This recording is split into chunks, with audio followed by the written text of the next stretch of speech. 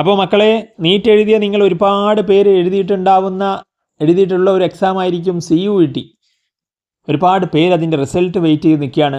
നമ്മുടെ ഈ ഒരു സിസ്റ്റത്തിൻ്റെ ഒരു പ്രശ്നം തന്നെ ഒരുപാട് കോഴ്സുകളിലോട്ടുള്ള അഡ്മിഷനൊക്കെ പല സമയത്ത് നടക്കുന്നതുകൊണ്ട് തന്നെ ഒരുപാട് പേർക്ക് ഏത് കോഴ്സ് എടുക്കണം എന്നൊക്കെയുള്ള കൺഫ്യൂഷനായിരിക്കും. ചിലർക്കും പല കോഴ്സുകൾ എടുക്കാൻ പറ്റില്ല, കാരണം ഒന്നിൻ്റെ റിസൾട്ട് വന്നിട്ട് വേണം മറ്റൊന്നിൻ്റെ കാര്യങ്ങൾ നോക്കാൻ, അങ്ങനെയൊക്കെ ആയിട്ട്. അപ്പോൾ ഒരുപാട് പേര് അത് കാരണം വളരെയധികം ബുദ്ധിമുട്ട് അനുഭവിക്കുന്ന ഒരു സമയമാണ്.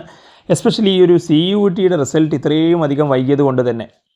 ഇതിപ്പം ജൂൺ 30 വരേണ്ട റിസൾട്ട് ജൂലൈയിലോട്ടെത്തി, ജൂലൈ 16 ആയി.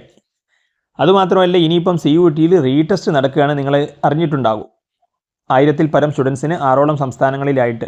കാരണം പേപ്പർ ഡിസ്ട്രിബ്യൂട്ട് ചെയ്തപ്പോൾ ലാംഗ്വേജ് മാറിപ്പോയി, അങ്ങനെ സമയനഷ്ടം വന്നു. അങ്ങനെയൊക്കെയുള്ള സ്റ്റുഡൻസ് ധാരാളം കംപ്ലയിൻറ്റ്സ് ഇതിനകത്ത് NT ഒക്കെ അവർ കൊടുത്തു. അപ്പോൾ അങ്ങനെ കംപ്ലയിൻറ്റ്സ് പരിഗണിച്ചുകൊണ്ട് ആ സ്റ്റുഡൻസിന് വേണ്ടിയിട്ട് റീടെസ്റ്റ് ജൂലൈ 19 നടക്കുകയാണ്. അത് കഴിഞ്ഞാൽ ജൂലൈ 22 റിസൾട്ട് വരുമെന്നാണ് ഇപ്പം പുറത്ത് വരുന്ന റിപ്പോർട്ടുകൾ. അപ്പോൾ ഉടനെ തന്നെ നമുക്ക് റിസൾട്ട് പ്രതീക്ഷിച്ച് നിങ്ങൾക്ക് നല്ലൊരു കോഴ്സിലോട്ട് അഡ്മിഷൻ കിട്ടട്ടെ എന്ന് ആശംസിക്കുന്നു.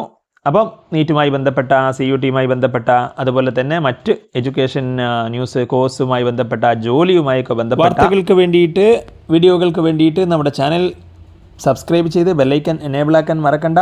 Thanks for watching.